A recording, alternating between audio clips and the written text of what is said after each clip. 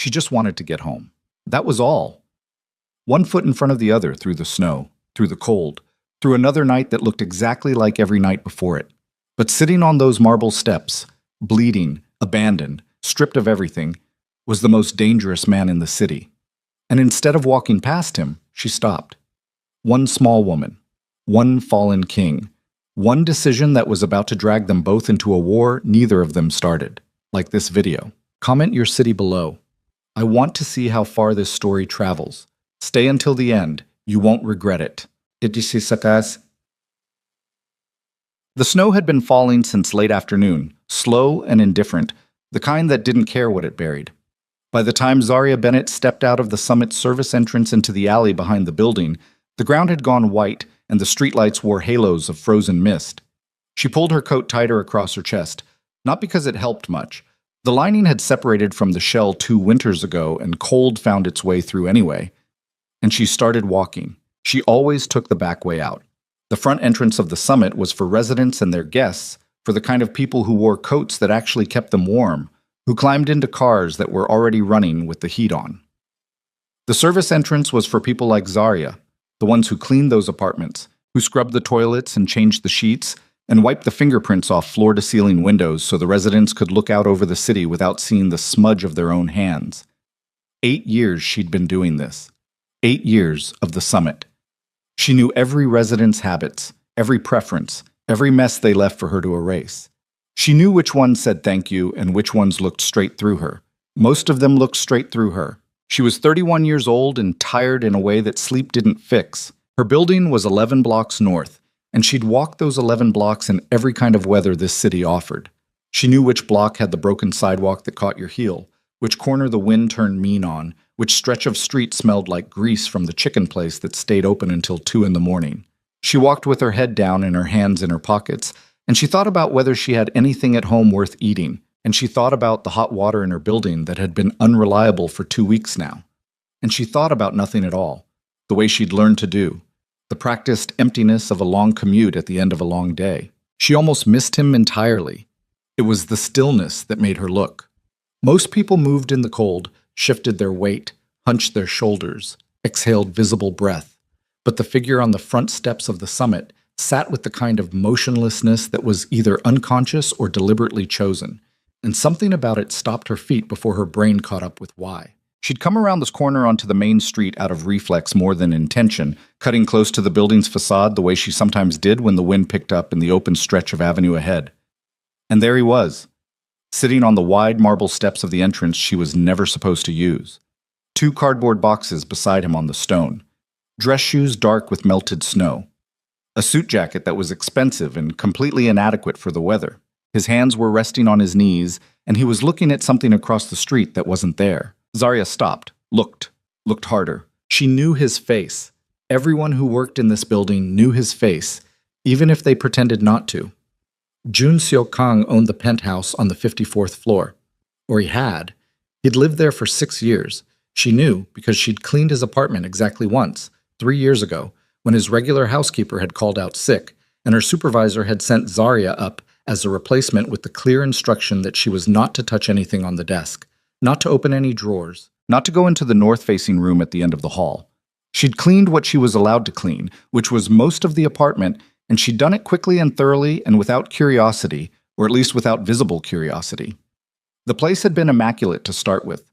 Whatever Jun Seo-kang was, he wasn't a man who tolerated disorder. She knew what else he was because the building staff talked, even when they weren't supposed to, and because the city talked, in newspapers, and in rumor both.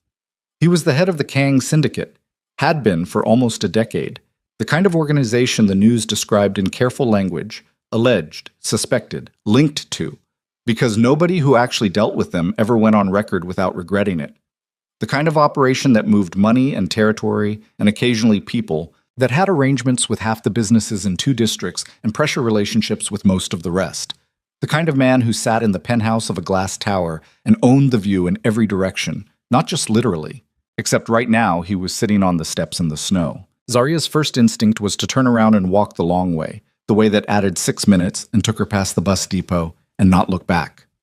That instinct was correct, and she knew it was correct. There was a car idling at the curb, black, expensive, facing away from the building. And as she stood there, without deciding to stand there, the driver's side door opened and a man in a dark coat got out. Young, face like a wall, he went around to the trunk and pulled out 2 more cardboard boxes and set them on the sidewalk near the steps. And then he went back to the driver's seat and didn't get out again. A second man came out of the building's front entrance. He walked down the steps past Jun Seok-kang without looking at him, which was its own kind of statement, and he crouched down beside the boxes on the sidewalk and checked something inside the top one and then straightened up. He said something. Zarya was too far away to hear it. Whatever it was, Jun didn't respond. The second man said something else. Then he walked to the idling car, got in the passenger side, and the car pulled away from the curb into the snow. And that was it. Jun Seok-kang sat alone on the steps with 4 cardboard boxes and the snow coming down around him, and every instinct Zarya had was screaming at her to keep moving. She crossed the street instead. She didn't know she was going to do it until she was already doing it. Her feet made the decision, and the rest of her followed, and she stopped about 6 feet from the bottom of the steps and looked up at him, and he didn't look back at her. Up close, he was worse. There was something on his collar, dark, dried. She thought it was blood, and then told herself it probably wasn't, and then looked again and thought it probably was. His left hand, resting on his knee, had the kind of stillness that came from deliberate control, the kind of stillness that cost something to maintain. There was a cut across 2 of his knuckles that had stopped bleeding, but not long ago. "Hey," she said. He didn't react. "Hey!" Louder this time, though not much. She didn't know why she was keeping her voice down. The street was nearly empty. "You're going to freeze out here." He looked at her then. Slow, the way someone looks when looking takes effort. His eyes were dark and completely flat, the way eyes look when someone has already decided they don't care what's going to happen to them next. She'd seen that look before, in a different context, in a different life, and the memory of it made her stomach tighten. "I'm fine," he said. His English was precise, almost no accent. "You're not fine. You're sitting on a marble step in a suit in January." He said nothing. "Is there someone I can call?" she said. "Do you have a phone?" Something moved through his expression then. Not quite bitterness, not quite contempt. And it was there and gone in less than a second. "There's no one to call." Zarya looked at the 4 cardboard boxes. She looked at the empty street where the black car had been. She looked at the entrance to the summit, glass doors lit gold from inside, the doorman visible at his station. She thought about the doorman. The doorman had worked this building for 5 years and knew every resident, knew their faces, knew their guests, knew who was supposed to be here and who wasn't. And the doorman was looking straight ahead and not looking at the man sitting on the outside of his building in the snow. That was deliberate. That was a choice.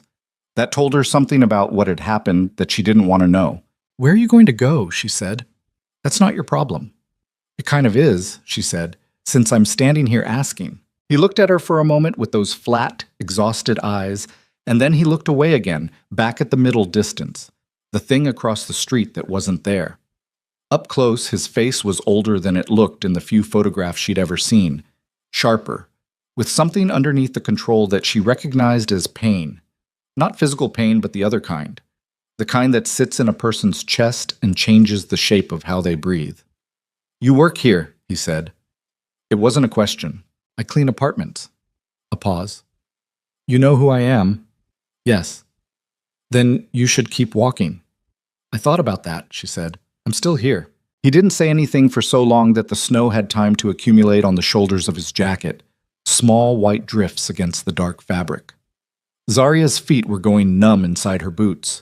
She had been awake since 5 that morning, and she had 13 apartments to account for on her timesheet, and she had 11 blocks to walk, and the man sitting in front of her had absolutely nothing to do with any of that.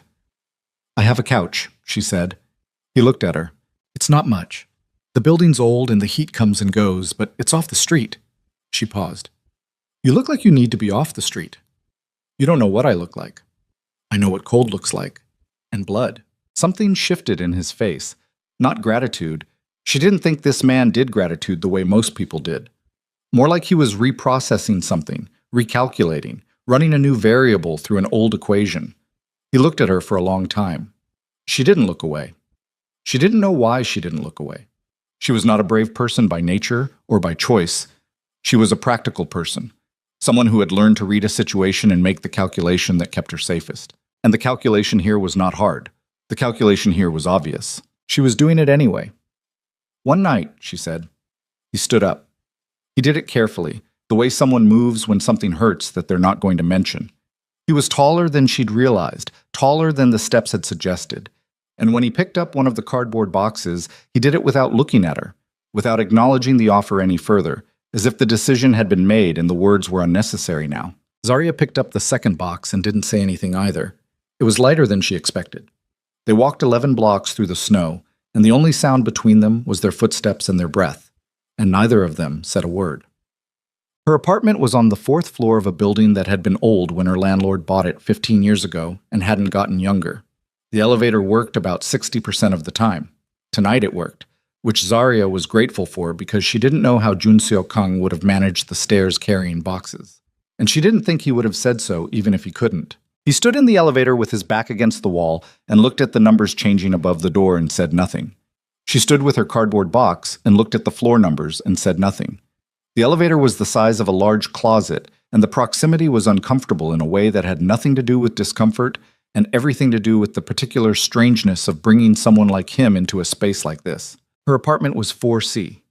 She unlocked it and turned on the lights and stepped back to let him in first and immediately wished she hadn't, because seeing it through his perspective, the small entryway, the kitchen that was also part of the living room, the furniture that had been secondhand when she'd acquired it, the window overlooking the narrow gap between her building and the next one, made her see it the way it actually was instead of the way it usually was. A place to sleep, barely enough of that. He stood in the middle of the small living room and looked around, and she watched him do it, waiting for the expression that didn't come. He set his box down on the floor near the wall. He said, "Thank you." It came out flat. Not ungrateful exactly, just unused, like a phrase in a language he didn't speak often. "Bathroom's through there," she said. "There should be towels. The hot water pressure is better in the morning." She hesitated. "Are you hurt, besides your hands?" He looked at his knuckles like he'd forgotten about them. "No." She didn't believe him, but she didn't push. "Okay, I'll get you a blanket for the couch. There's food in the kitchen. It's not much, but you can help yourself." She moved toward the hall closet and stopped with her hand on the door. "I don't know what happened tonight," she said, "and I'm not asking, but I need you to understand something." He waited. "This is my home," she said. "Everything I have is in this apartment. I don't have much, but I worked for all of it, and I need it to still be here tomorrow." A long pause. Something moved through his eyes that might have been, under better circumstances, something close to respect. "It will be," he said. She nodded once and got the blanket. She lay awake in her bedroom with the door closed and listened to the silence from the other side of it. No television, no phone calls, no movement beyond the occasional shift of weight that said he wasn't asleep either. She thought about what she'd done and could not produce a reasonable justification for it. She had brought a dangerous man into her home because he'd been sitting in the snow and she'd stopped walking. That was the entirety of it. No strategy, no plan, just a reflex that she hadn't examined before she'd acted on it. She thought about the boxes. 4 cardboard boxes was not the inventory of a man who had packed his belongings. It was the inventory of a man whose belongings had been packed for him. Someone had decided what he was allowed to take, and the rest of it, the penthouse, the organization, the life, had been revoked. She'd seen that kind of deliberate dispossession before. She recognized the architecture of it. At some point, she slept, not deeply, and woke at 5 the way she always did and lay in the gray morning light for a few minutes before she got up. When she came out of the bedroom, he was sitting at her kitchen table. He'd changed out of the suit. She didn't know where he'd gotten a different shirt, presumably from one of the boxes. And he was sitting with his hands flat on the table and his eyes on the middle distance. There was no coffee made. She didn't think he'd been sitting there waiting for her. She thought he'd been sitting there for hours, doing nothing but thinking, which was its own kind of exhausting activity. She filled the kettle and put it on without saying good morning. He didn't say good morning either. She got 2 mugs down from the cabinet and put tea bags in both of them because she was out of coffee, and she set one of the mugs in front of him without asking, and he looked at it like he'd forgotten tea existed. "You should eat something," she said. "I'm not hungry." "That's different from whether you should eat something." He looked up at her. She kept her back to him, opening the cabinet, taking stock of what she had. Eggs, half a loaf of bread, some leftover rice in the fridge, the practical math of a tight grocery budget. She started cracking eggs into the pan without making it a conversation. He ate what she put in front of him. Not with enthusiasm, but completely, the way someone eats when they've forgotten to remember they're hungry until the food is actually there. She ate her own plate standing at the counter because the table only had 2 chairs, and one of them had a broken back leg she'd been meaning to fix for months. And she didn't want to explain that while he was sitting in the functional chair. "You didn't have to do this," he said. He was looking at his empty plate. "I know. Most people wouldn't. I know that too." He was quiet for a moment. "Why did you?" She considered the question, not the answer.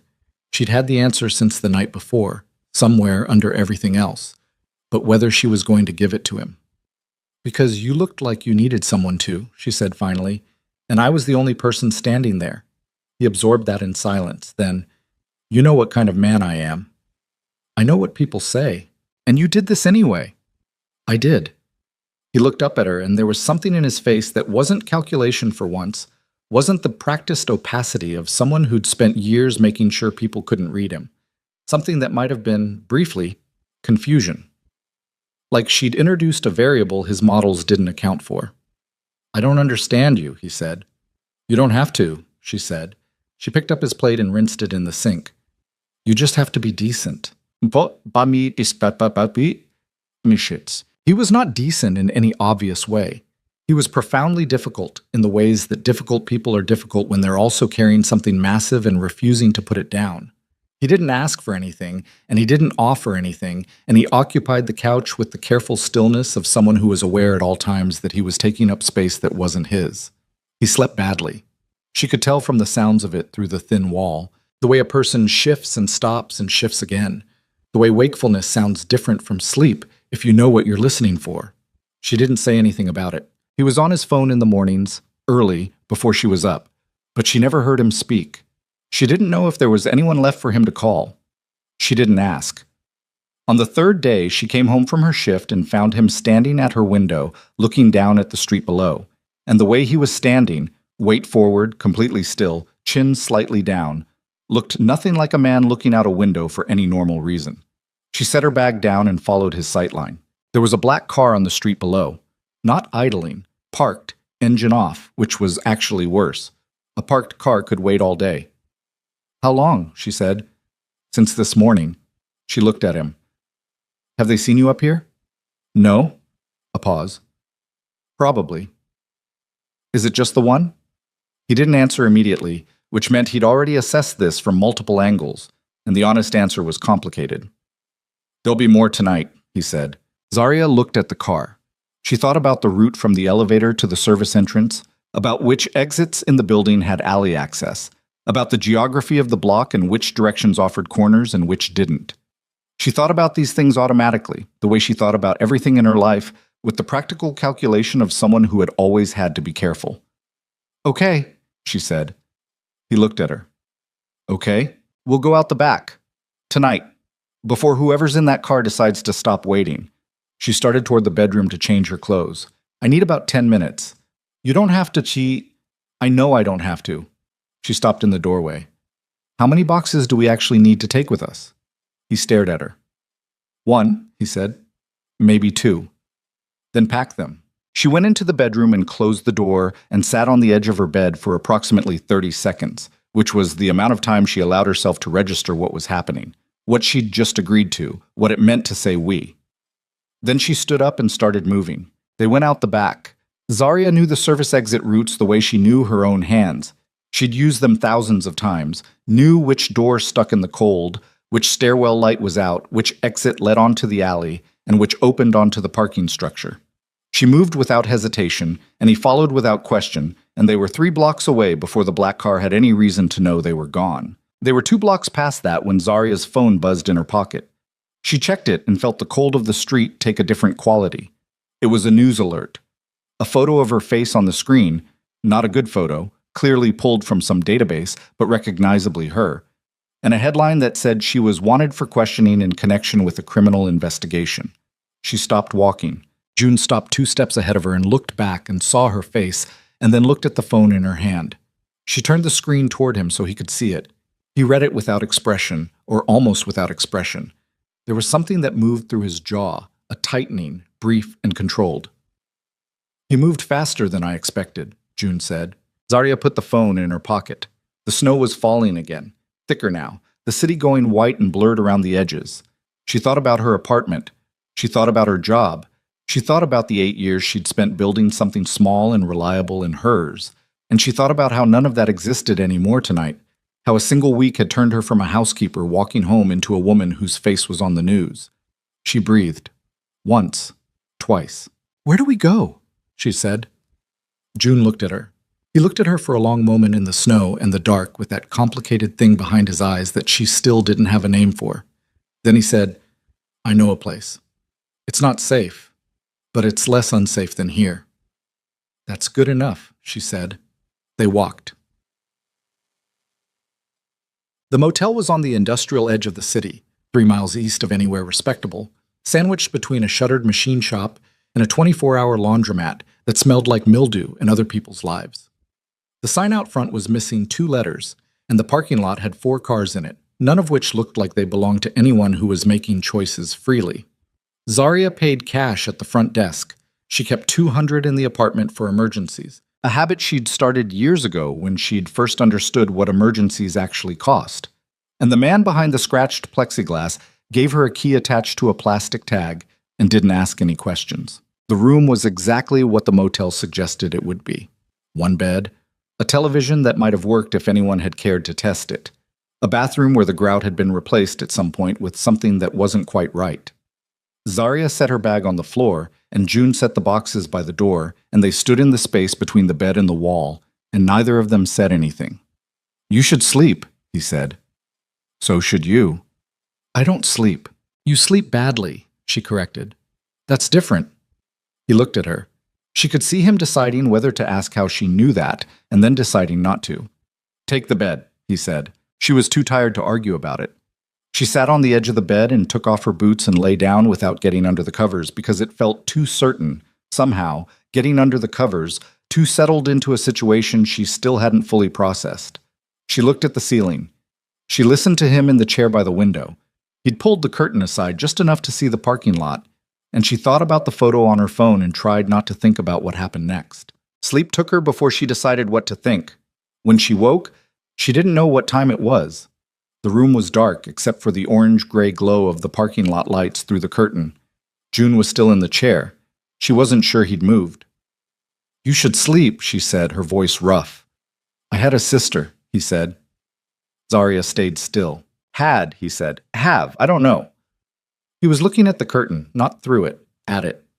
"She's 26. When my brother made his move, when he took the organization, he used her, put her somewhere, said he'd let her go when I stood down."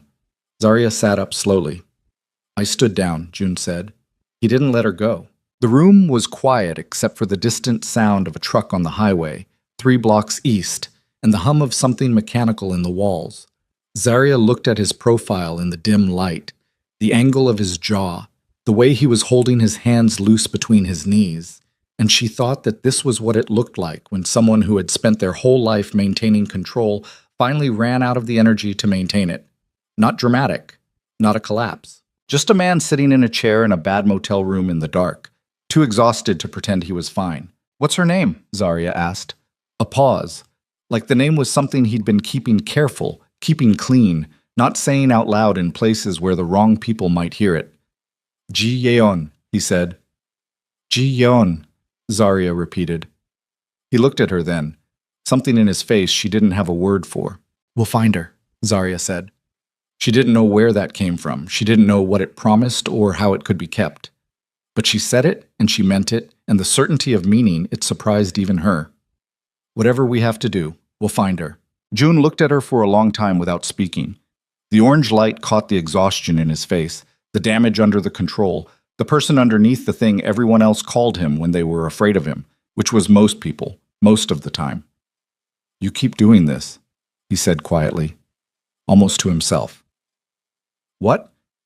"Acting like it's your problem." He shook his head, just slightly. "It's not your problem."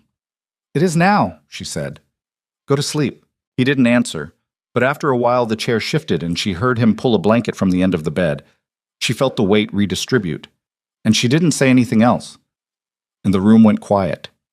And she lay in the dark and listened to his breathing slow, and thought about a girl named Ji Yeon, who was somewhere in the city that was now, somehow, both of their problem. And outside, across the parking lot, a black sedan she hadn't noticed when they'd arrived sat with its engine off and its windows dark, and its driver watching the motel room door with the patient, professional stillness of someone who had found exactly what they were looking for. Zarya saw the car first. She'd gotten up before dawn to use the bathroom, and on her way back she'd stopped at the window out of habit, the same habit that had kept her careful for 31 years, the one that said, always know what's outside before you open a door.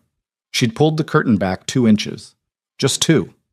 And there it was, sitting at the far edge of the parking lot, under the one light that wasn't working, a black sedan with dark windows and no movement visible inside. And it had the particular quality of stillness that wasn't emptiness, that was occupation, that was waiting, that was someone inside doing exactly what she was doing, which was watching. She let the curtain fall. She stood in the dark for a moment and thought about what she knew. The motel was cash only, no names required. She'd confirmed that before she'd handed over the bills. Nobody had followed them here. She was almost certain nobody had followed them here, but almost certain was doing a lot of work in that sentence. And the car in the parking lot had been there long enough to collect a thin dusting of snow on the hood, which meant it had been there since before the snow started again, which meant it had been there when they arrived. She went to the chair where June was sleeping, or not sleeping, or doing whatever he did in the hours he spent with his eyes closed. She put her hand on his shoulder without thinking about it, and he was awake before she'd finished the motion, awake and taut, and his hand had caught her wrist before either of them processed it. They stayed like that for half a second. He let go. What? Parking lot, black sedan, far corner, engine off. Been there since before the snow. He was on his feet and at the window in a motion that was quiet and completely controlled, and she thought again about the things she kept seeing in him that she didn't have a name for yet, the way he moved when the situation required it, the absence of hesitation. He looked through the gap in the curtain for about 3 seconds. One car, he said. That you can see. That I can see, he agreed. He stepped back from the window. His face was doing the calculation thing, running numbers she couldn't see. They're not moving. No.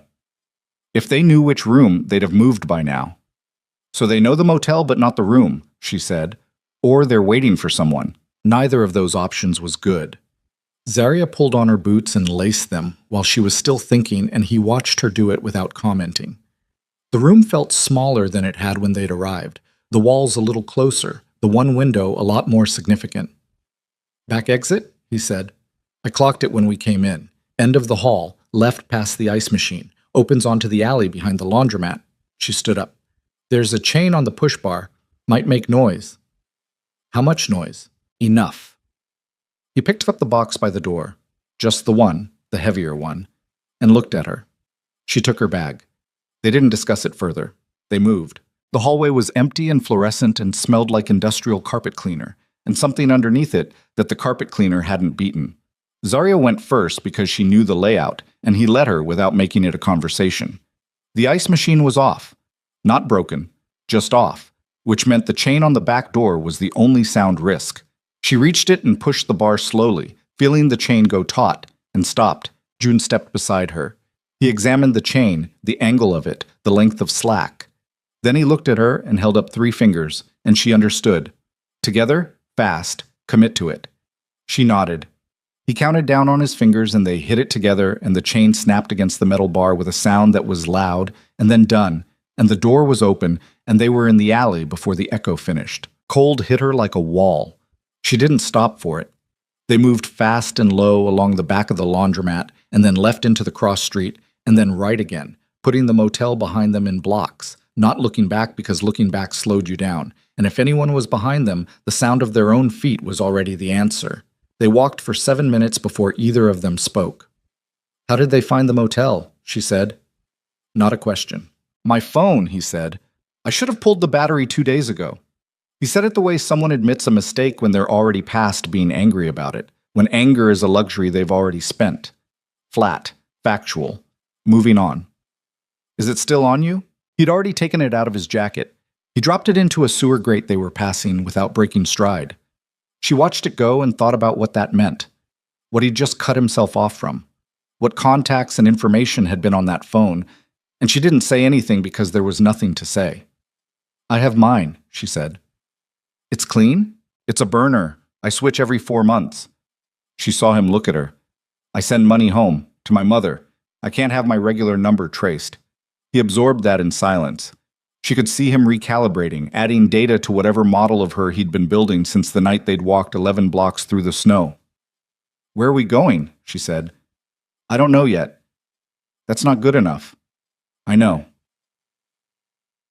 They found a diner 6 blocks east that was open because diners like this were always open. The kind of place that served coffee in mugs the size of soup bowls and kept the lights low enough that nobody had to look too directly at anyone else. They took a booth in the back corner, her facing the door, him facing her, which meant his back was to the room, and she understood from the way he'd positioned himself that this was intentional, that he was trusting her to watch what he couldn't watch, which was the first trust he'd extended toward her that felt like something other than tolerance. The coffee came. She wrapped her hands around the mug. Her feet were wet inside her boots from the alley. He hadn't slept. She could see it in the skin under his eyes, in the particular tension of his jaw that wasn't aggression, but exhaustion, maintaining its shape. She thought he'd probably been running on nothing for days before the night she'd found him on those steps. And he was still running on nothing, and the human body had opinions about that eventually, even if the person inside it didn't. Tell me about your brother, she said. He looked at her. Not the official version, she said. Not what the organization knows. I mean, tell me about him. Who he was before whatever he became. A long pause. The diner was quiet.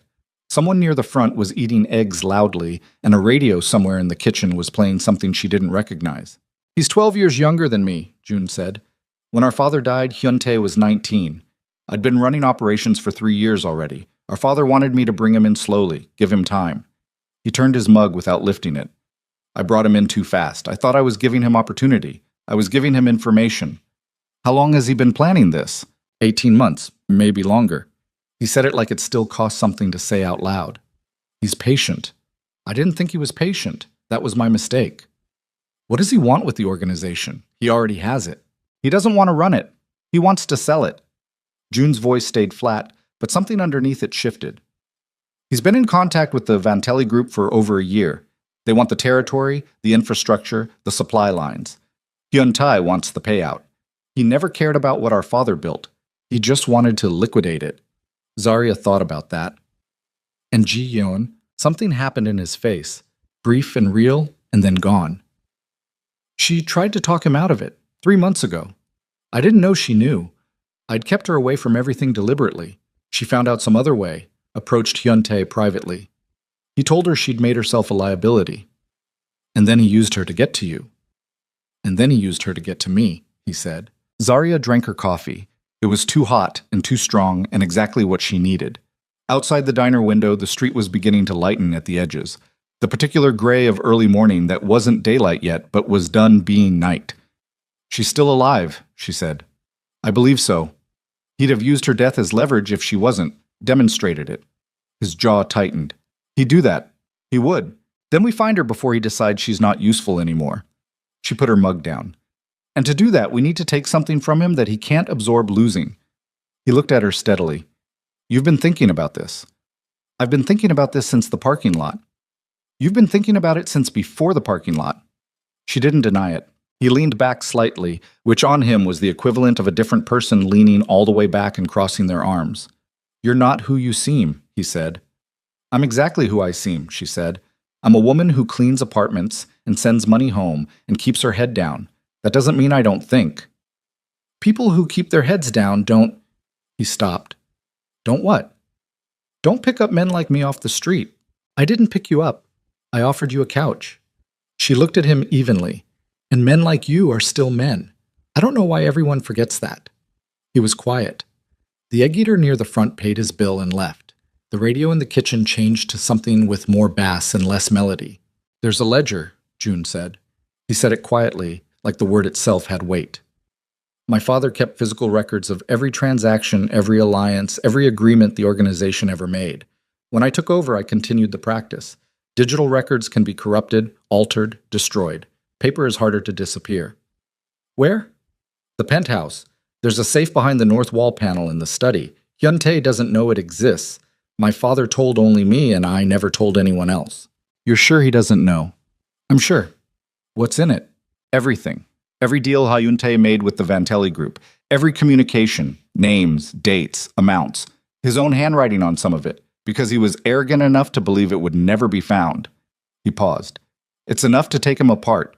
Through the organization's own captains, through the federal investigators who've been building a case against the syndicate for 4 years.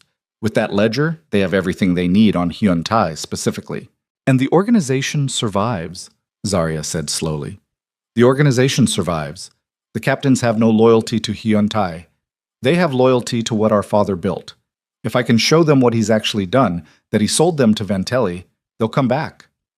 And Ji-yeon is leverage he can't afford to lose. If everything else starts collapsing around him, he'll negotiate. Zarya sat with that. The logic of it was sound. She could see the shape of it, how each piece connected, how the ledger was the fulcrum the whole thing turned on. She could also see the part he hadn't said yet. The penthouse, she said. Yes. That's his territory now. Yes. His people are running the summit security. His people know my face, and probably yours. Walking into that building is walking directly into the middle of everything he controls. Yes, June said, and then, you have access. Zarya looked at him. Your card, he said. Your housekeeping access card. They wouldn't have deactivated it. They don't know you're connected to me officially, not yet. To Hyuntae, you're a name on a news alert, not someone they've identified as operational. That buys me maybe 20 minutes before someone recognizes me. That's enough. You don't know that. It's what we have. She stared at him across the diner table. She thought about the summit, every corridor, every service entrance, every elevator bank. She thought about the 54th floor and the layout of the penthouse and the north wall of the study that she'd stood in front of 3 years ago while she cleaned the baseboards and never had any reason to look twice at. She thought about access cards and timing and the difference between 20 minutes and 15. You'd need to come in separately, she said. I know the building's blind spots. There's a maintenance access point on the west side, below the loading dock. It connects to the service shaft on floors 40 through 56. I used it twice when I lived there, for reasons I won't explain. I can get to the 54th without the elevators. You've been planning this too. I've had time to think. She looked at him. He looked back. Outside the diner, the city was waking up in its slow, mechanical way, trucks beginning to move, the first bus of the morning making its rounds. The light was going from gray to something paler. If this goes wrong, she said, there's no version of it that ends well for me. I want you to understand I know that. I know you know that. And I want you to understand that I'm not doing this because I don't have a choice. I have a choice. I'm making it. Something moved through his eyes. Something she still didn't have a name for, but it was different from all the times before it. Why? He said. Quiet. Genuine. She thought about the answer. She thought about the parking lot sedan and the news alert with her face and her apartment that she couldn't go back to, and the job that was probably already gone, and all the small architecture of the life she'd built carefully, piece by piece, over 8 years. She thought about all of that and what it cost, and she thought about a girl named Ji-yeon who was somewhere in the city and hadn't done anything to deserve where she was. Because someone should, she said. He didn't have an answer for that. She hadn't expected him to. She slid out of the booth and went to the counter to pay for the coffee. They spent the day in a 24-hour laundromat 3 blocks from the diner, not because they had laundry, but because it was warm and anonymous, and nobody looked twice at people sitting in plastic chairs staring at nothing. There was a man in the corner sleeping against the wall with his coat over his face, and a woman reading a thick paperback who never looked up from it. Zarya and June sat 2 chairs apart and talked in voices low enough that the ambient sound of the machine swallowed everything. He told her about the building's security rotation. He knew it the way he knew everything about the summit, from the inside, from years of being the most significant person in the building. She told him everything she knew about the service areas, the timing of the cleaning staff shifts, the moments when the hallways went empty. They built it piece by piece, question and answer, correcting each other when the information didn't line up. He knew things she didn't. She knew things he didn't. Between them, the shape of a plan emerged that was fragile and specific, and dependent on too many things going right, which was the same as any plan that had a chance of working. By early afternoon, she knew they were as ready as they were going to get. That was when her burner phone buzzed. Unknown number. She didn't answer unknown numbers. but it buzzed again immediately, and then again, and something about the pattern of it, 3 times, pause, 3 times, made her look at June, who had stiffened slightly. "Answer it," he said. She answered, didn't say anything, just held it to her ear. The voice on the other end was old. A man's voice, careful and dry, speaking slowly. "Ms. Bennett," he said, "my name is Han Sung-il. I was the property manager at the summit from 1994 to 2018. I believe you know the man who is with you, and I believe you are both trying to do something very difficult." A pause. "I have information that might help you do it less badly. There is a coffee shop on Mercer and 42nd. I will be there at 5 o'clock. Please come." The line went dead. Zarya lowered the phone. She looked at June. "Han Sung-il," she said. His expression changed in a way she hadn't seen before, something that moved through the controlled surface and took a moment to settle back down. "Mr. Han," he said, almost to himself. "He's still alive. You know him. He worked for my father for 20 years. He was loyal. He said the word the way someone says a word they haven't used in a long time and are surprised to still believe in. I thought he'd retired. I thought he was gone. He found us, or he found me." She looked at the phone. "How? I don't know. But if Mr. Han reached out, it's because he has something real." He met her eyes. "He was the only person in that building my father trusted completely. Not because he had to, because he chose to be." Zarya looked at the time on the phone. 3 hours until 5 o'clock. She thought about unknown men in coffee shops and whether this was the play that ended everything before it started. And she thought about the alternative, which was walking into the summit with less information than they had now and hoping the gaps didn't kill them. She put the phone in her pocket. "We go," she said. June nodded once, but they didn't make it to 5 o'clock clean.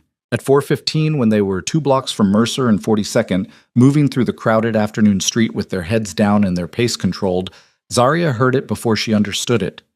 A change in the texture of the street noise, a specific quality of sudden movement behind them that her body processed before her brain caught up. She turned. 2 men. Dark coats. One of them was already raising his phone to his ear and looking directly at June. "Now," she said. They ran. The street erupted around them. She didn't look back again because looking back was for people who had somewhere behind them worth looking at, and she didn't anymore. And the only direction that existed now was forward into the crowd, and the cold, and whatever came next. Behind them, she heard a car door open, then another.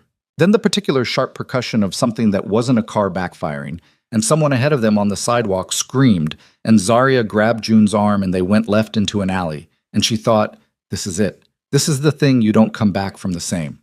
And she kept running. The alley was narrow and dark, and smelled like wet concrete and something chemical from the machine shop that backed onto it. And Zarya ran without looking at what was under her feet, which meant she nearly went down twice on the slick ground before she found her footing and committed to it. June was beside her, not behind her, matching her pace without effort, and she could hear behind them the sound of someone entering the alley. Boots on concrete, the particular echo of a closed space. And she did not look back, left at the end of the alley, right on the cross street, through a gap between 2 parked delivery trucks that was barely wide enough to move through sideways. She went through it fast, and he followed. And on the other side was a loading area for a restaurant supply company, 6 pallets of shrink-wrapped products stacked in the open air, a forklift sitting idle, no one visible. She stopped moving, pressed her back against the side of the nearest pallet stack. He came up beside her, and they both went still, and she breathed through her nose because mouth breathing was louder, and the boots in the alley were still audible, closer, and then stopping, and then after a long and very specific silence, retreating. Neither of them moved for another full minute. Her heart was going at a rate that she could feel in her teeth. She pressed her hand flat against the shrink wrap behind her and felt the cold of whatever was packaged inside it, and focused on that. The cold, the solid surface, the fact of it. Until her breathing came down to something manageable. June was already controlled, or looked it. She was starting to understand that with him, looking controlled and being controlled were not always the same thing. They were waiting, she said, barely audible. Yes. Not following us, waiting. They knew the route. He said nothing because she was right, and they both knew she was right, and saying so added nothing. Mr. Han, she said. A pause. Maybe. Not maybe. She turned her head to look at him. His jaw was set. There was something in his profile that was very carefully not showing what was underneath it. June, if Mr. Han is the one who set that up, then we don't go to the coffee shop, he said, and we find another way. It's not just the coffee shop. If he's working for Hyun-tae, he knows about the ledger. He knows about the safe. He doesn't know about the safe. Only I know about the safe. You told me. He looked at her then, something in his eyes that was complicated and fast. You're not him. 2 days ago, you didn't know me. 2 days ago, you could have turned me in and didn't. 2 days ago, you could have walked away from a parking lot and a news alert and didn't. That's not how informants operate. His voice stayed quiet and level, and she heard in it the particular quality of a man who had spent years making these calculations, reading people for survival, and believed what he was telling her. Mr. Han may have been compromised, or it may be a coincidence. Hyun-tae's people may have been canvassing the neighborhood and found us independently. That's a lot of coincidence. Yes, he said. It is. They looked at each other in the cold air of the loading area with the distant sound of the city going about its afternoon around them. She thought about the phone call. The old voice, careful and dry. The way he'd said, I believe you are both trying to do something very difficult. Not threatened, not demanding, just stating. She thought about what June had said about Mr. Han, loyal, not because he had to be, because he chose to be. She thought about how those two things sat next to each other and what the space between them meant. We go anyway, she said. He stared at her. We go to the coffee shop. We go at 5 o'clock. We sit where we can see the door and every exit, and we don't order anything, and we watch who comes in and who was already there when we arrive. She held his eyes. If it's a setup, we'll know before it closes. And if it's not, we need what he has. Yes, another silence. He looked at the ground between his feet. She watched him think. The particular quality of his stillness when he was processing rather than waiting, the way his hands moved slightly, almost nothing, just the fingers, like he was counting arguments. Then he straightened. We go in separately, he said. You first. I'll take the alley entrance on the east side. There's a service door that lets into the back hall of the building. I'll come through the kitchen. You know the building. I know most buildings on this block. She didn't ask why. Some things she'd decided not to ask. What? The coffee shop on Mercer and 42nd was the kind of place that had been there since before the neighborhood changed. Mismatched chairs, a counter that had been wiped down 100,000 times without ever quite coming clean, the smell of old espresso and something baked that morning. At 4:55, it had 8 customers. Zarya came in and took a table near the side window with a clean sightline to the front door and the emergency exit at the back left. And she ordered coffee she didn't want and looked at her phone like she was waiting for someone ordinary. At 5 o'clock, the old man came in. She recognized him immediately, though she'd only seen him a handful of times in 8 years at the summit.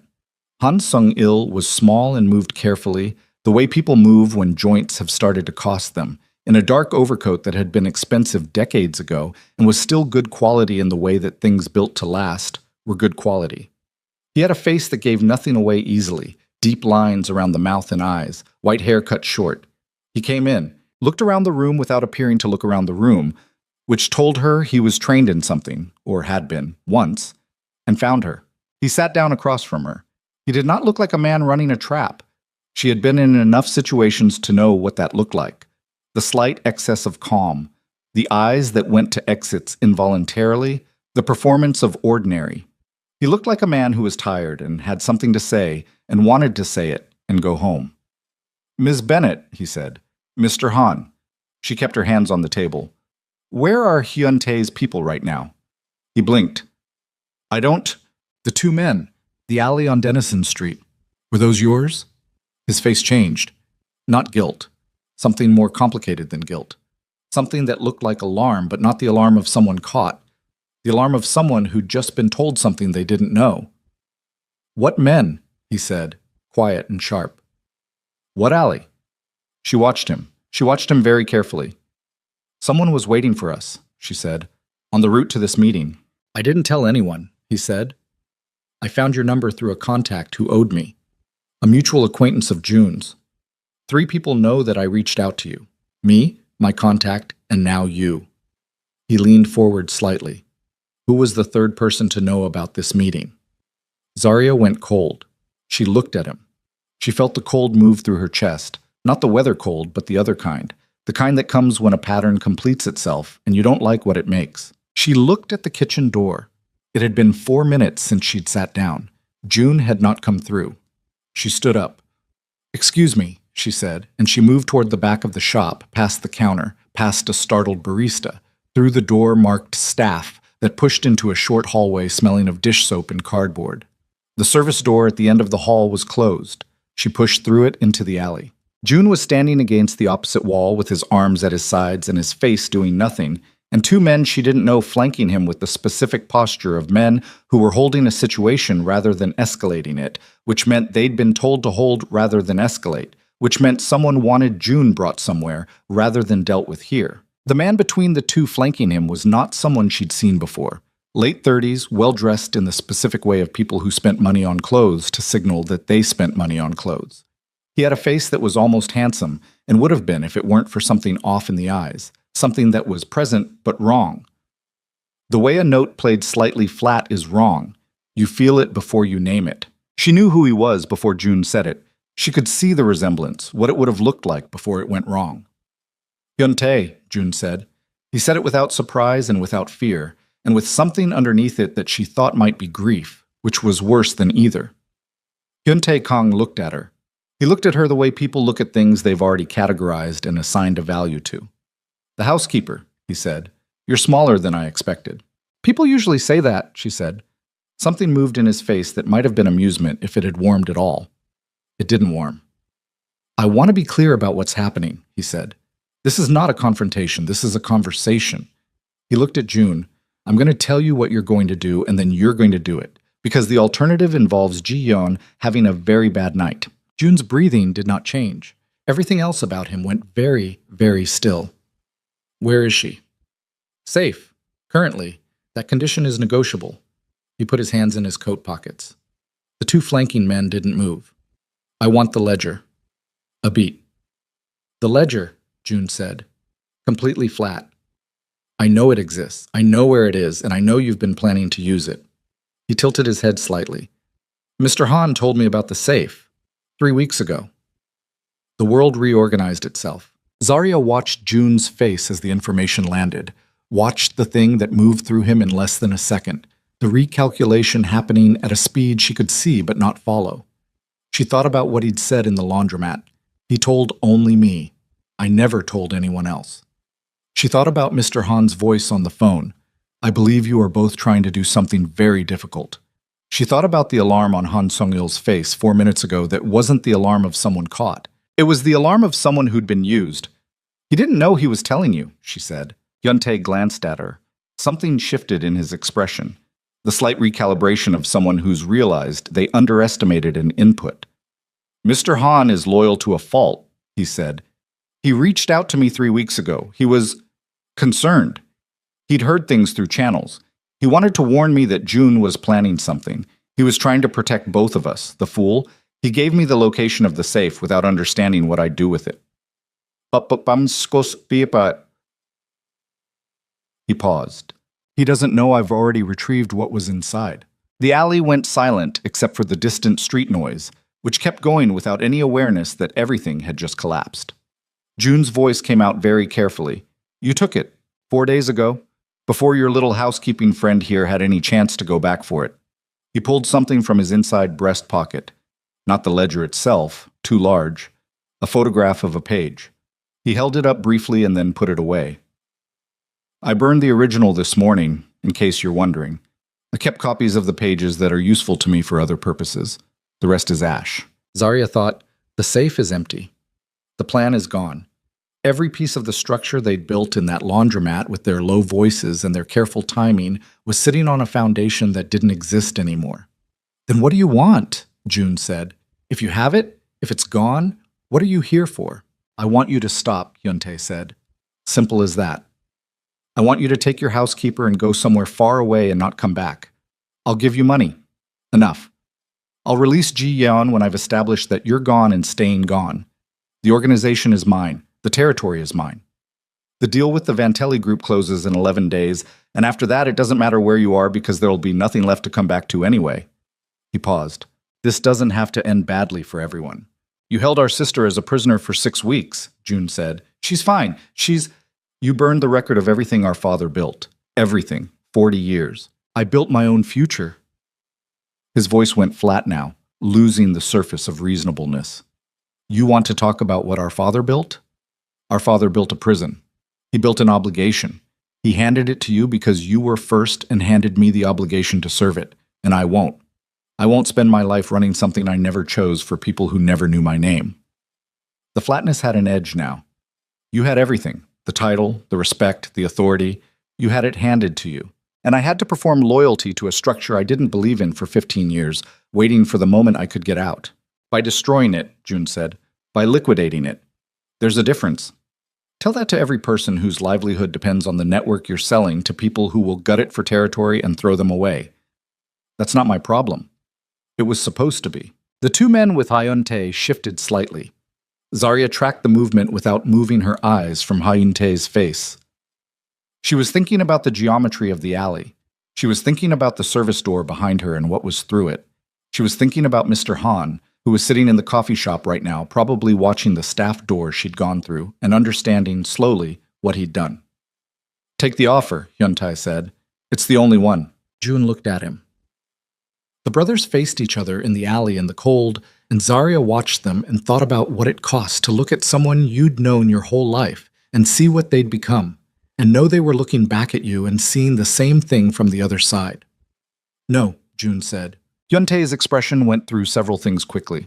Surprise was not one of them. He'd expected refusal. What moved through was something colder and more decided.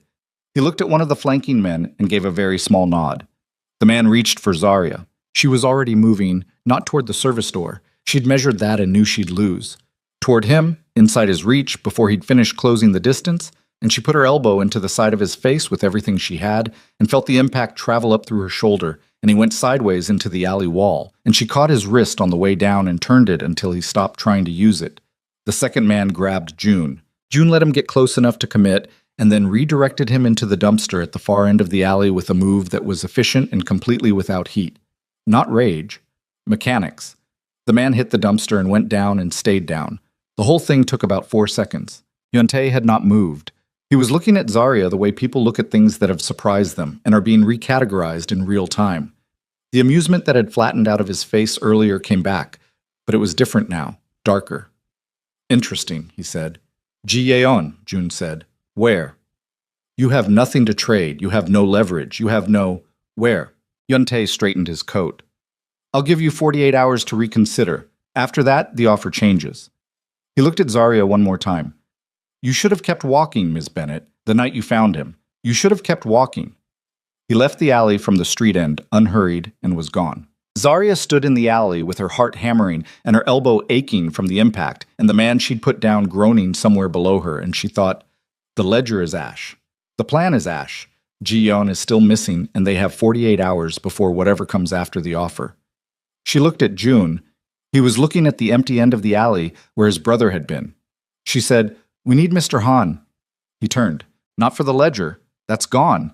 But he worked that building for 24 years, and he's been living with what he accidentally gave away for 3 weeks. She held June's eyes.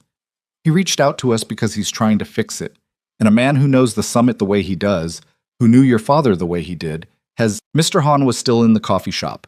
He was sitting exactly where she'd left him, both hands wrapped around a mug that had gone cold. And when Zarya came back through the staff door with June behind her, the old man looked up and his face did something complicated and painful that he didn't try to hide. He looked at June for a long moment without speaking. June looked back at him the same way. I didn't know, Mr. Han said. I know, June said. I was trying to... He stopped, started again. I heard you were planning something. I thought if I spoke to Hyuntae directly, if I appealed to him as someone who had known both of you since you were children, I could... He pressed his lips together. I told him about the safe because I wanted him to understand that you had something that could hurt him, and I believed that knowledge would make him willing to negotiate. He set the mug down. I didn't understand what he would do with it. He burned it, Zarya said. She sat down across from him. June remained standing. 4 days ago. Mr. Han closed his eyes briefly. When he opened them, they were steady, but the steadiness cost him. Then I have destroyed the one thing that could have stopped him. Not the one thing, Zarya said. Both men looked at her. She leaned forward with her elbows on the table. Mr. Han, you worked the summit for 24 years. You knew Jun's father. You knew the organization, not the operations, but the structure. The people. She held his eyes. Who in the current organization would turn on Hyun Tai if they knew what he was selling them to? The old man was quiet for a moment. Most of them, he said carefully. The captains, the men who built their positions over years, they have no interest in being absorbed into the Vantelli network. They would lose everything. Status, autonomy, their people. He paused. But without proof of what Hyun Tai has done, without something concrete, they won't move. They're afraid of him. The ledger is gone, Jun said. There's no proof. The ledger is gone, Zarya said, but the deal itself isn't done yet. Hyun Tae said 11 days. The Vantelli group closes in 11 days, which means somewhere in the next 11 days there's a meeting, a transfer, a moment where the two parties are in the same place executing the arrangement. She looked at Jun. If the captains see that with their own eyes, they'd need to be there to see it. Then we make sure they're there. Silence. Mr. Han looked at her with an expression she'd seen before on people encountering something they hadn't expected to encounter. Jun was looking at her with the other expression, the one she still didn't have a complete name for, that had been building since the first night. There's something else, Mr. Han said. He reached into his coat pocket and set something on the table. A key card. Old, the magnetic stripe kind from before the building had updated its system, with a handwritten number on the back in faded ink. This opens the North Maintenance Corridor on 54.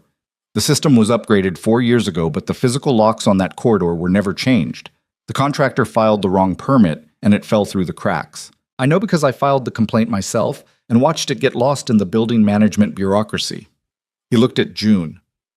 Hyun Tae's security team uses the new system. This card won't show up on any access log they can read. Jun picked up the card, looked at it, set it down. Ji Yeon, he said. Mr. Han nodded slowly. The north corridor on 54 connects to the utility space behind the service rooms. There are 2 rooms back there that aren't on the building's official floor plan. Your father had them built when the penthouse was originally fitted out. Storage, officially. He used one of them for other purposes. He met Jun's eyes. If Hyun Tae needed somewhere inside the building that his own security wouldn't monitor, somewhere that doesn't officially exist. She's in the building, Jun said. I believe so. Yes. Zarya felt the shift in the room, the weight of it.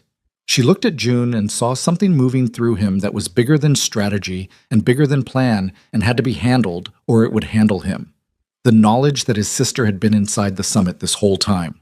40 floors below the penthouse where he'd lived for 6 years, while he'd been sitting on park benches and motel chairs and plastic laundromat seats. How long? He said. Very quiet. I don't know. I suspected for 10 days. I couldn't confirm. Mr. Han's voice was steady, but it cost him. I'm sorry, Jun. I am deeply sorry for all of it. Jun said nothing for a moment, then he picked up the key card and put it in his pocket and looked at Zarya. Tonight, he said. Tonight, she agreed. They had 6 hours. Mr. Han made 3 phone calls from a payphone 2 blocks from the coffee shop, while Zarya and Jun stood in a doorway across the street and watched him. The calls were short.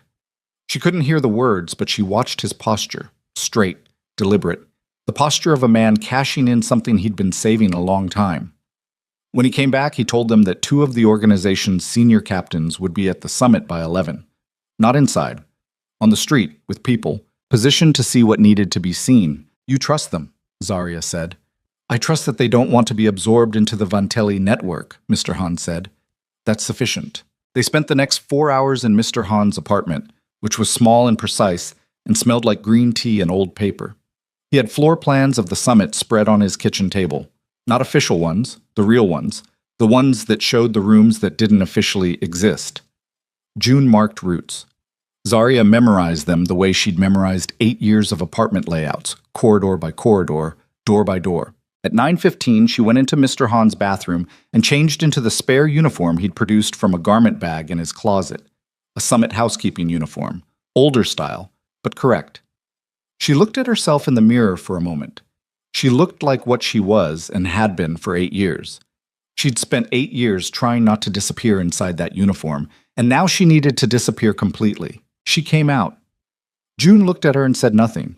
She could see him making the same calculation she was making, running the same numbers, arriving at the same place. Too many things had to go right, and they were doing it anyway. If Ji-yeon is in bad shape, she started. I'll handle it. June? I'll handle it, he said again, quieter. I know what to prepare for. She nodded. Your access card, he said. She took her housekeeping card from her bag.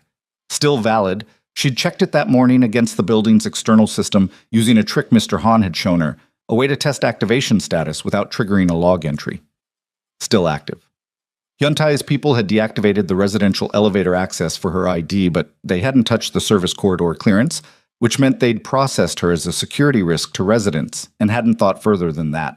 It was the kind of oversight that happened when someone was managing a takeover and a pending corporate sale and a kidnapped hostage simultaneously. Too many plates. At 10 o'clock, they left Mr. Han's apartment. The summit at night was a different building than the summit during the day. During the day, it was all movement and transaction, residents and deliveries and the constant circulation of service staff through the back channels. At night, it compressed into its security. 2 guards on the front desk, a roving patrol on every 5th floor, camera coverage on all main corridors and elevator banks. Zarya knew the camera positions on the service corridors from years of navigating around them with carts. The cameras on the service corridors had a 17-second sweep cycle. She'd timed it the way you time anything you live with for long enough, unconsciously, until it was just something she knew. She went in through the loading dock at 10:23. Her card worked.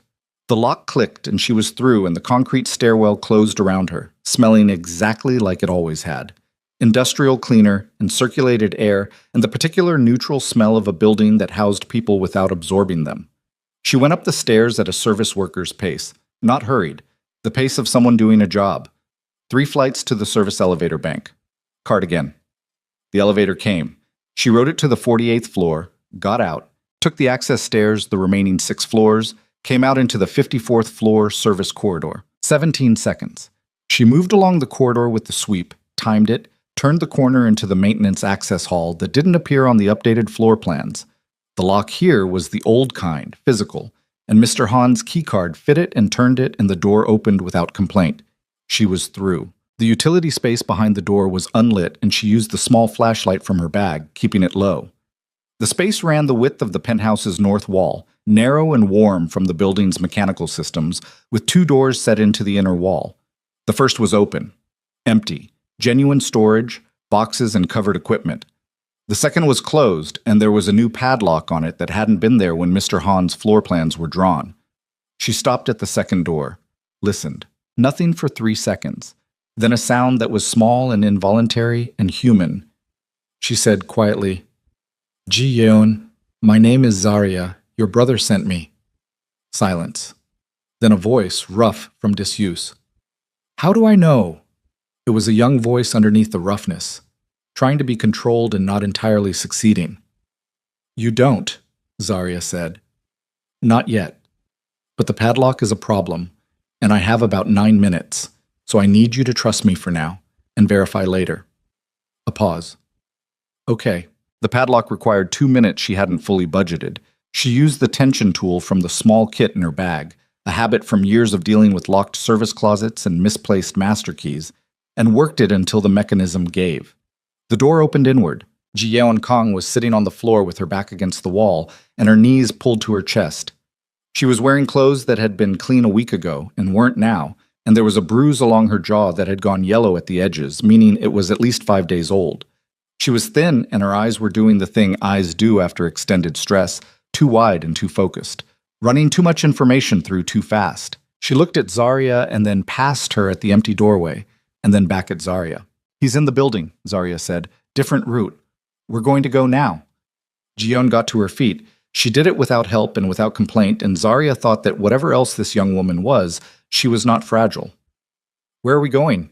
Service corridor stairs, out. There are 2 guards who check this space. When? 11 and 2. Zarya checked her watch. 10:51. Then we move right now. They moved. Hokan. June came up through the west maintenance shaft the way he'd told her he would, through the access panel below the loading dock and up the service shaft to 54, and he came out into the main penthouse corridor at 1047 and moved toward the study with the particular controlled efficiency of a man who had planned this in his head so many times that the building felt like memory. The penthouse doors were not locked the way they'd been when he'd lived here. Hyun-tae had changed the primary entry code, but not the secondary access point through the service kitchen, which June had installed himself and never documented. He came through the kitchen and into the hallway and moved toward the study and was 3 steps from the door when the light came on. Hyun-tae was sitting in the chair behind the desk. He had a drink in his hand and 2 men standing behind him, and he was looking at June the way someone looks when they've been waiting long enough that the waiting has become comfortable. "I wondered which way you'd come in," he said. "The shaft was my second guess." June stopped. His hands were at his sides. He was doing the count. 2 men visible, door behind him potentially covered, the study's other exit through the north corridor, which was where Zarya was right now, if the timing held, if everything was holding. "Where is she?" he said. "In the building." Hyun-tae set his drink down. "I moved her here 3 days ago. I thought it might be useful to have her close, given that you were clearly not going to do the reasonable thing." He stood. "You came for her." "Obviously. Not for the ledger." "The ledger is ash. You told me that." Something moved in Hyun-tae's face. Almost satisfaction. "And yet here you are. So it wasn't really ever about the ledger, was it?" He came around the desk. The 2 men behind him didn't move, which meant they'd been told to hold unless escalation was signaled. Hyun-tae operated on signals, June remembered. Always signals. Never direct instruction when implication would serve. It was about her. Everything was about her. "Yes." "Then you understand that as long as I have her—" "You don't," June said. A pause. "Check your phone," June said. Hyun-tae's eyes went flat. He took his phone from his pocket and looked at the screen, and whatever was on it changed his face in ways he didn't fully contain. His jaw tightened. His eyes came back up to June's. "How?" Mr. Han knew the maintenance space. Zarya went in first. He held his brother's eyes. "She's been out of the building for 4 minutes. The 2 men behind Hyun-tae moved at his signal, but the signal was fractional and late, and June was already inside the distance of the closer one, who was bigger and slower and had been trained for security rather than for the specific kind of close-quarters efficiency that June had spent 15 years acquiring. He put the man into the bookcase on the left wall and felt the impact through his shoulder and kept moving. The second man caught him across the side of the face with something. He went down on one knee. The room tilted. His ear was ringing and he tasted the inside of his own cheek where his teeth had caught it, and he stayed on one knee for exactly the amount of time it took to locate the second man's position by sound, to his left, coming around.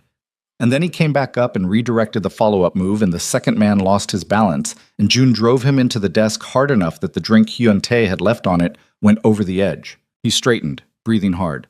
The sight of his face was going to be bad tomorrow. He looked at Hyun-tae. Hyun-tae had a gun, not pointed yet. Held, low, with the practiced ease of someone who'd been carrying long enough that the weight was normal. "You think this is over," he said. His voice had lost the surface of control it usually maintained. Underneath it was something raw and old and not entirely rational. "You think you take her and walk out and it's done. It's not done. The Vantelli deal closes in 10 days and there's nothing you can do about it. Nothing either of you. Look out the window," June said. Hyun-tae didn't look. "What?" "The window. Look. 42 stories below on the street, there were cars. Not police, not yet, but the cars of men who had received phone calls from Mr. Han in the last 6 hours. Men who had been told to come to this address at this time and watch the north entrance. And what they were watching was Zarya coming out of the service exit with Ji-yeon. And what they were understanding, in real time, was that Hyun-tae Kang had been holding the organization's own bloodline as a hostage while selling everything those men had spent their careers building to a rival network that would absorb and discard them. Hyun-tae looked. He looked for 2 seconds. His face went through several things. "They're watching," June said. "They're calling each other right now. And in about 12 minutes, the 2 federal investigators who've been building a case against this organization for 4 years are going to receive a call from a private attorney who has been retaining certain physical evidence on my behalf. Not the ledger, something older, something I established before any of this started as insurance I hoped I'd never need." He breathed. His face ached. I didn't burn everything. Yun-tae, I just let you believe I had. But, the gun came up. June looked at it. He looked at his brother behind it. The brother who was 12 years younger and had spent 15 years performing loyalty to something he hated and had broken under the weight of it in the worst way a person could break. He felt the grief of it and the fury of it occupying the same space in his chest simultaneously, which was not a feeling that had a clean name. If you do this, June said, every man on that street becomes your enemy tonight, not in 11 days. Tonight. Hyun-tae's hand was not entirely steady. And Ji-yeon never forgives you, June said. Quiet now.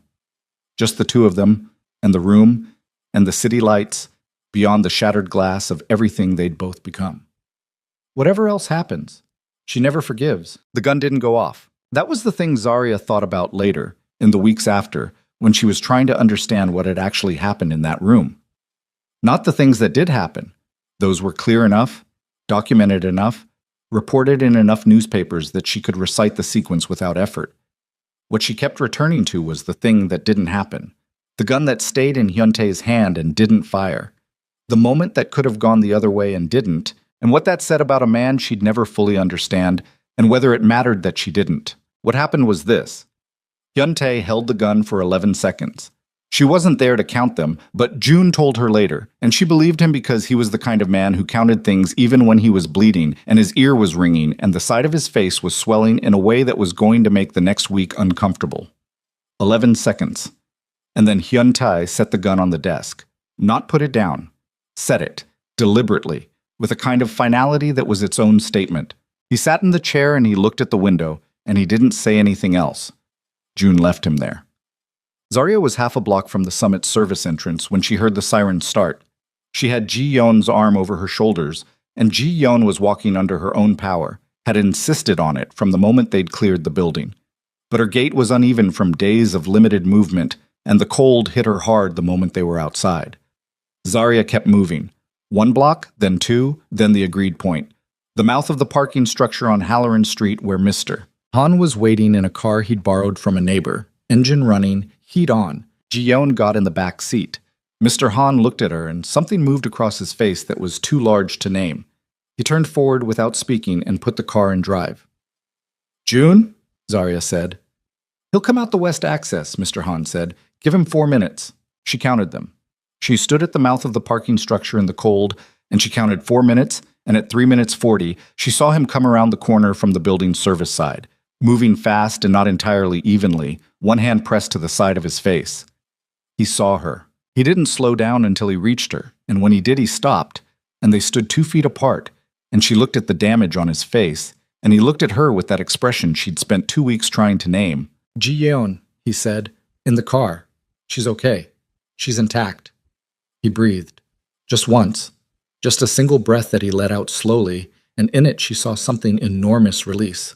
Not disappear, not resolve, but release, the way a structural tension releases when the thing bearing it finally gets to put it down. The gun, she said. He didn't. I know. Why? He was quiet for a moment. Because some part of him is still my brother. He said it without sentiment, without the softness that phrase usually carried. Factual. A thing that was true regardless of everything else that was also true. It was enough. For that moment, it was enough. She nodded. She didn't say anything else about it.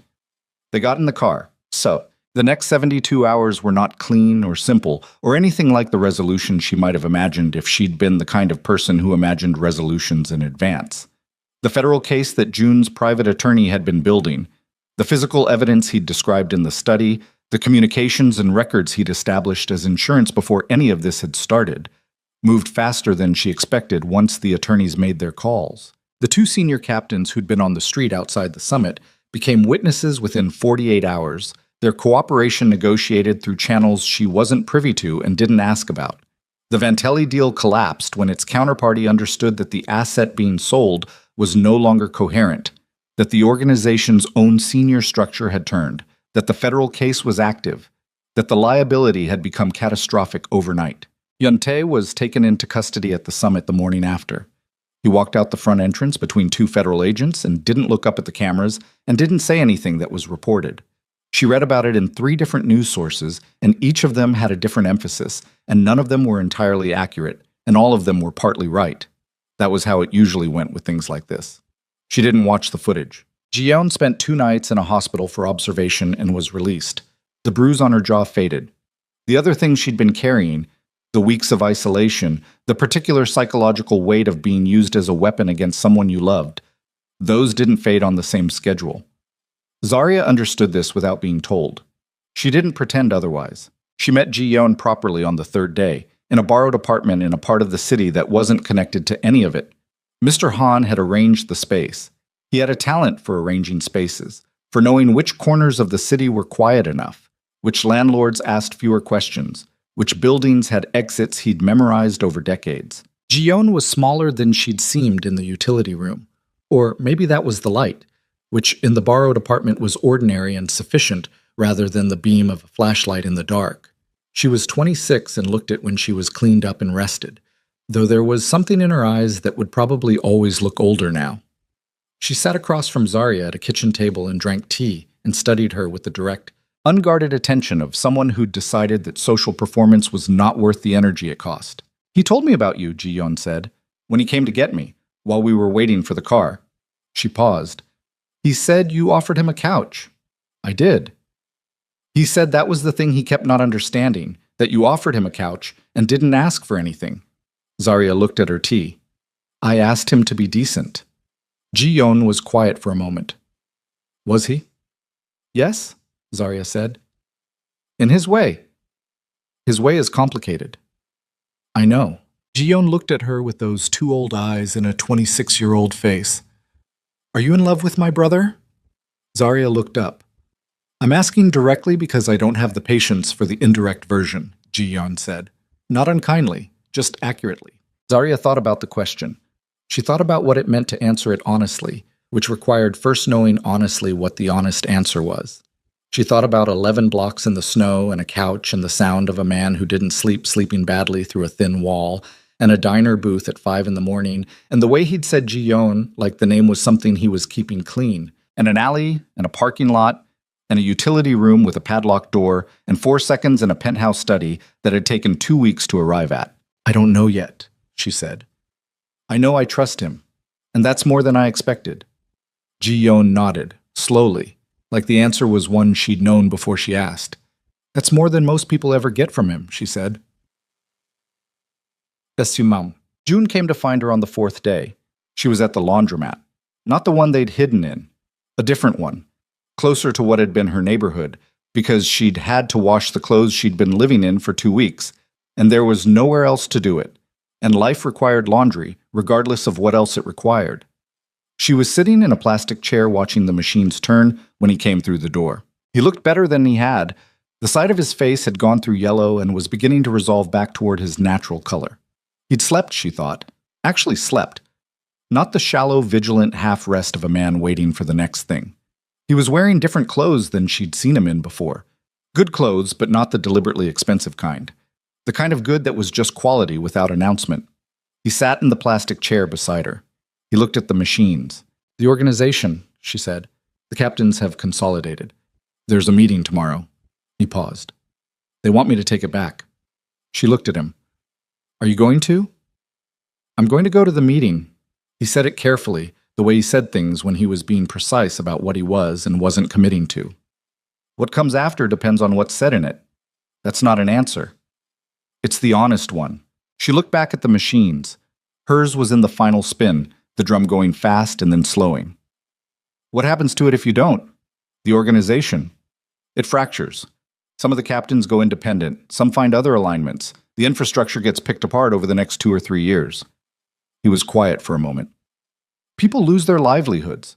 People who built things under my father, who have families, who don't have other options.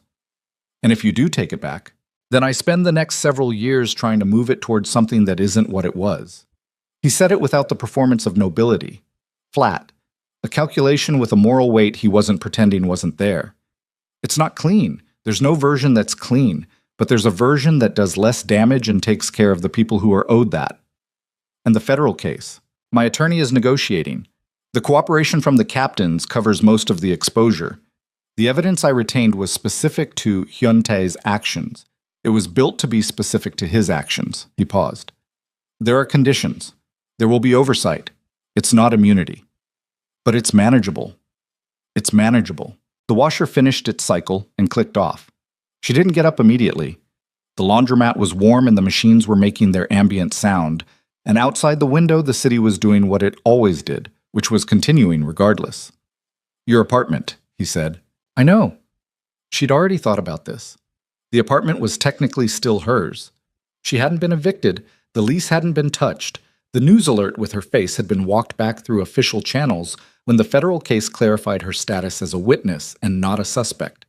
But the apartment felt different in her imagination now. She wasn't sure it felt like hers in the same way. I'll figure it out. You don't have to figure it out alone. She looked at him.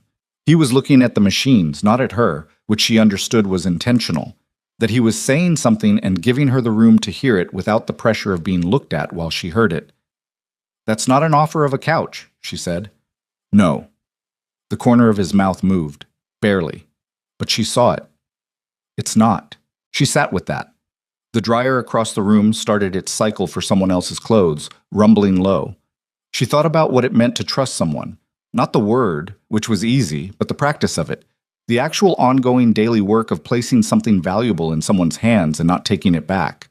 She'd done it once, years ago, in a different context, and it had cost her enough that she'd spent a long time afterward deciding she was better off with her own 2 hands and her own 2 feet and the small, reliable architecture of a life that asked nothing of anyone. And then she'd stopped walking on a cold night, and everything she'd built had reorganized itself around a decision she hadn't made consciously. She thought about that, about what it meant that the most significant thing she'd done in 8 years hadn't been a plan, had just been stopping. I need my job back, she said. He looked at her now. What? At the summit. I need to go back to work. She met his eyes. I'm not going to be something you have. I'm going to keep being what I am, and what I am is a woman who cleans apartments and sends money home and keeps her head down. She paused. And occasionally does other things. But the job is mine and I want it back. Something moved through his face that she thought on reflection might be the thing she'd been trying to name for 2 weeks. It was too complicated to reduce to a word. It was something like recognition, like seeing someone clearly and choosing it. I'll make a call, he said. I'll make my own call, she said. That's the point. He was quiet for a moment. Then he nodded. Once. Like the distinction mattered, and he understood why it mattered and was not going to argue with it. She got up and moved her clothes from the washer to the dryer. Sad.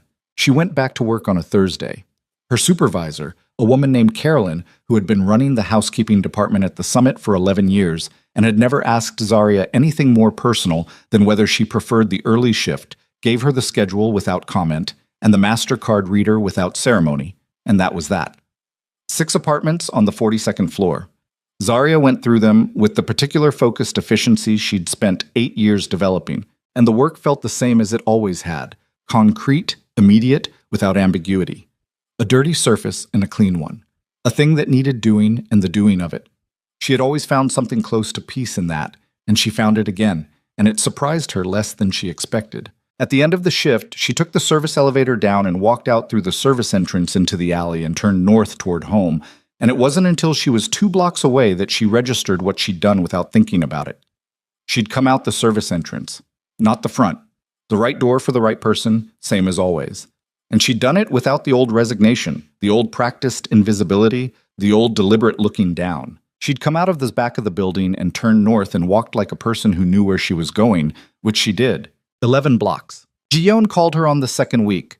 They talked for 40 minutes about things that weren't June, which Zarya appreciated. And Ji-yeon turned out to have opinions about American crime dramas that were both extensive and completely incorrect. And the conversation was the first one Zarya had laughed in that she could remember. Ji-yeon said she was starting a graduate program in the fall. Urban planning. She said it with the specific determination of someone who'd decided, recently and completely, what they were going to do with the time they had.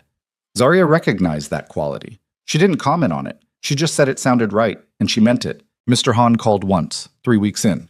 He was brief and formal in the way that he was always brief and formal, but there was something underneath it that was lighter than she'd heard from him before. He said he hoped she was well. She said she was. He said the building's north maintenance corridor had finally been properly relocked, the permit having been refiled, and the contractor having returned after years of the matter being unresolved. She almost laughed. She thanked him instead. He said there was nothing to thank him for, and she understood that he meant something specific by that the accounting between them was too complicated for thanks to cover, and he was letting it go rather than carrying it. She let it go too. June she saw on a Friday evening, 3 weeks after the laundromat. He came to her apartment. She'd given him the address, which she'd thought about, and then done without overthinking, because overthinking it was the same as taking it back. And he stood in her small living room and looked around it the way he had the first night, except this time she wasn't watching him see the smallness of it. She was watching him see the apartment that was hers and register it as hers, and be in it accordingly. She'd made food. Rice and something she'd been cooking since she was 12, her mother's recipe, a thing that required time and didn't apologize for it. He sat at her table. The chair with the broken back leg had been fixed, finally, with a bracket from the hardware store on the corner, a 30-minute job she'd done on her day off. And he ate what she put in front of him and said it was good, and she could tell he wasn't saying it the way people say things because they're supposed to. He was saying it because he meant it and didn't know a more complicated way to say so, which was its own kind of language she'd been learning to read. They talked. Not about the organization or the federal case or Hyun Tai, who was in pretrial custody and whose future was someone else's calculation now. They talked about small things, the way people talk when they're deciding whether a space between them is temporary or something else. She told him about her mother, about the money she sent home every month, about the village she'd grown up in where everyone knew the temperature of everyone else's life. He told her about his father, not the man who'd built the organization, but the man who'd come to this city with 2 suitcases and a talent for reading people and had built the first version of something with his own hands before it became the thing it became. She hadn't expected him to tell her that. She didn't say so. At one point, she asked him about the meeting with the captains. The one she'd known was coming. He said it had happened. She waited. He said he'd taken the meeting and told them what he was willing to do and what he wasn't, and those were his terms. And the captains who had agreed to those terms were still there, and the ones who hadn't had made their own choices. She asked what his terms were. He was quiet for a moment, and then he said that the organization he was willing to lead was one that was moving over time toward things that could survive daylight, that it was going to be a long process and not a clean one, and some of what his father had built would have to come apart in order for what came next to have any legitimacy. He said it the way someone describes a long road they've already decided to walk regardless of how long it takes. She listened and didn't offer an opinion, and he didn't ask for one, which was its own form of respect. After dinner, she made tea and they sat in the small living room, her on the chair and him on the couch that had started this whole thing, and the city outside the window was doing what it always did, indifferent and continuous and lit up against the dark. "You never asked me why," he said. She looked at him. "Why I accepted." That first night. He had the mug in both hands, looking at it. "You offered a couch to a man you knew was dangerous, and I accepted, and you never asked why I did." She thought about it. "I assumed you had nowhere else." "That's part of it." He was quiet for a moment. "The other part is that I was sitting on those steps, and I had already decided what came next, and it wasn't a couch." He didn't elaborate. He didn't need to. "And then you stopped walking." She let that sit in the room. Outside, something went by on the street below. A bus or a truck.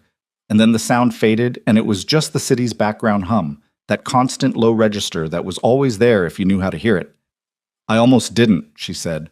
"Stop." "I know." He looked up at her. "That's the part I keep thinking about." She held his eyes. There was nothing in his face that was performance or calculation or the particular opacity he used as armor with most of the world. There was just his face and the tiredness in it that was different from the exhaustion she'd seen on those steps. Not the exhaustion of someone running out of everything, but the exhaustion of someone who had been carrying something alone for a long time and was working out, slowly and with difficulty, what it would mean to put it down. "You don't have to keep thinking about it," she said. "I know," he said. "I think about it anyway." She looked at him for a moment. Then she got up and went to the window and looked out at the city, at the lights of it, which stretched in every direction without end, which had no opinion about any of them, which had been there before and would be there after, and in the meantime just kept going. She'd stood at windows like this for 8 years. Different apartments, different floors, always the service side, always the view that wasn't the view the residents paid for. She'd stood at those windows and cleaned the glass until it disappeared and then moved on to the next room. She wasn't cleaning this one. She heard him get up from the couch. She heard him cross the room and stop behind her, close enough that she could have reached back without straightening her arm. He didn't touch her. He stood there and they both looked at the city through the glass she hadn't cleaned because it was hers, and she could leave it the way it was. "I'm not easy," he said. "I know. The things I'm involved in don't—" "I know what I'm standing next to," she said. "I've known since the marble steps." She turned and looked at him from a foot away, which was close enough that she didn't have to raise her voice, close enough that the flatness he usually kept in his face was harder to maintain than usual. "I don't need a different version of it. I need you to be honest with me. All the way honest, not the version you think I can handle." He looked at her for a long time. "That's a harder thing than it sounds. I know that too." Something shifted in his face, not the unnamed expression from before. This one she recognized. It was simpler than all the others had been. It was just him, without the apparatus, looking at her in a small apartment above a city that had no opinion about either of them, in the particular quiet of a Thursday night when nothing was chasing them and nobody was waiting, and the only thing in the room was the decision about what came next. "I don't know how to do this," he said, quiet and exact. "Whatever this is." "Neither do I," she said. "I've been figuring it out as I go." And she thought about the couch, about 11 blocks, about a padlocked door in the dark, and a laundromat, and a diner booth, and 2 weeks of sleeping badly and waking up anyway. She thought about all of it, and what it had cost, and what it had returned, and the fact that she was standing here, in her own apartment, with her job back and her mother's recipe on the stove, and her chair fixed and her life still hers, in all the ways that mattered, and beside her someone she hadn't expected and hadn't planned for, and hadn't been able to walk away from on a cold night when every reasonable instinct she had was telling her to keep moving. She had stopped. Everything else had followed from that. Not because stopping was heroic or strategic, or because she'd seen something the world had missed. Just because she was standing there and he was sitting there, and she was the kind of person who, when she saw a thing that needed doing, did it. She was still that person. She intended to stay that way. "And it's still being figured out," she said. "Come back tomorrow and we'll figure out more of it." He was quiet for a moment. Then something in his face, slow and uncertain and more genuine than anything she'd seen in 2 weeks, moved towards something that was almost, in its careful and unpracticed way, a beginning. "Okay," he said. She turned back to the window. He stayed where he was. The city went on below them, indifferent and lit and continuous, and the snow that had been threatening all evening finally started to come down, slow and quiet, covering the street in white the way it had on the night this started, the way it would again on nights she hadn't reached yet. She watched it fall and didn't say anything else. Neither did he, and that was enough. For now, for tonight, for the particular moment they were standing in, it was exactly enough.